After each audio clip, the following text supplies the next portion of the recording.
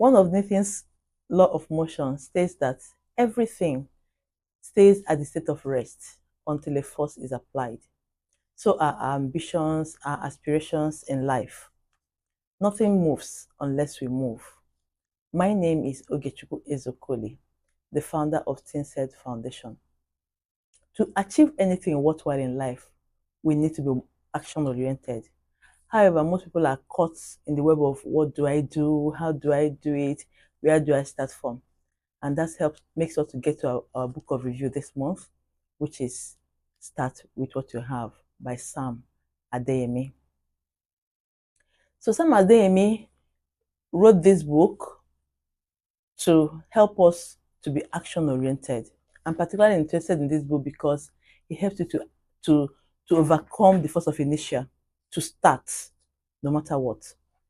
So he emphasized the fact that you cannot get to a state, God will not allow you to be in a state where you don't have anything at all that he can use to start, that you can use to start off in life.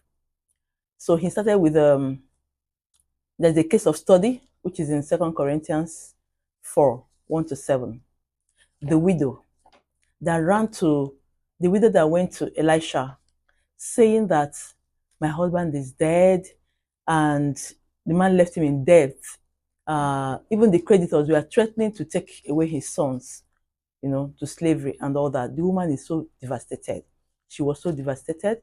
She went to Elisha, and Elisha asked her a very important question. But before then, we'll ask yourself, when you find yourself in a difficult situation, what do you do?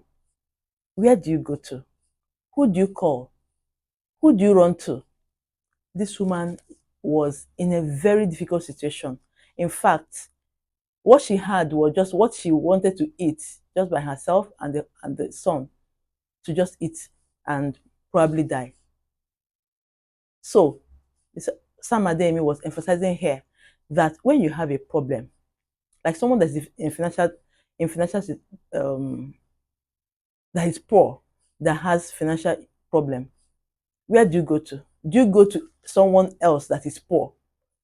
Go to someone that doesn't have anything that has to do with that doesn't have any information about prosperity. You just go to someone that both of you will throw a pity party. I lost my job, and that person will start telling you how many people that has lost their job in that month. So it's important we know where to go to in the first place. She knew that she was going to get help from Elisha. She went to God. What is God saying about your situation? All right, let's get back to the book. She went to Elisha, and Elisha asked a question. What do you have? There is always something we have. There is always something, no matter how small, that we have that will help us to get that miracle that you're looking for. You have to start with that. That's what this book is all about. It's talking about start with what you have. When she mentioned what she had, that was when the miracle came. What do you have? And she said that she has a small jar of oil, a little jar of oil, negligible jar of oil. Most times we neglect what we have. That oil that she has, I'm sure she didn't take it as anything. It's something she feels she and her daughter will eat, and then that will be it for them. A little jar of oil. So the writer was asking us, what is that jar of oil that you have? As a person, your jar of oil could be your voice. Your jar of oil could be your relationships. Your jar of oil could be your writing skill. It may be your passion for that computer, developing that computer app. It could be anything. That talent that God has put inside of you, that can be your jar of oil, or that is your jar of oil. Have you been able to discover it? Most times, we look far. We look at what we don't have. We give excuses. I'm looking for capital. I'm looking for this. I'm looking for that. Meanwhile, what we need to start is right before us, is within us, is around us, is not usually far from us. The writer was discouraging us that we need to discover, first of all, find out that thing that is inside of you, that jar of oil that is going to make all the difference, that jar of oil that your world needs, that jar of oil that your community needs, that jar of oil is inside of you. You need to find it, you need to develop it, and begin to use it.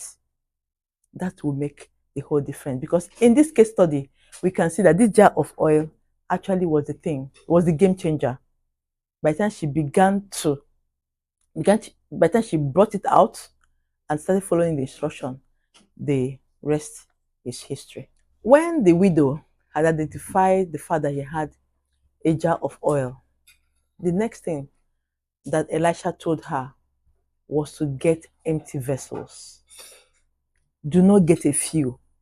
Go and borrow as many as you can get from your neighbors, from the community, from the world. Empty vessels. So these empty vessels implies those people that you are called to serve.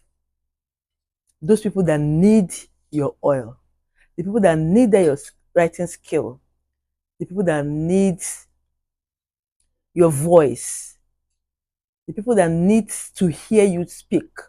People that need to get your product or your services. These are the empty vessels. They are people within our communities, not just within our community, not just within our localities. They are in the nation, they are in the world. Because we don't have to think small, we don't have to think, limit ourselves. The only lead that we have is the lead that we put on ourselves. There is no cap, we are limitless. We can serve our locality, just like we have said, the book told us, start with what you have. That jar of oil that you have, start with it and begin to pour into those vessels that are around you.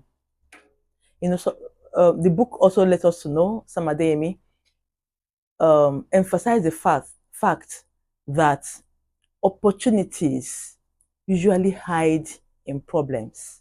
Are we able to see them? Are we able to recognize the problems around us? Are we able to solve the problems around us? If you're able to solve enough problem within that jar of oil in you, if you're able to serve enough people, you're actually going to be financially free.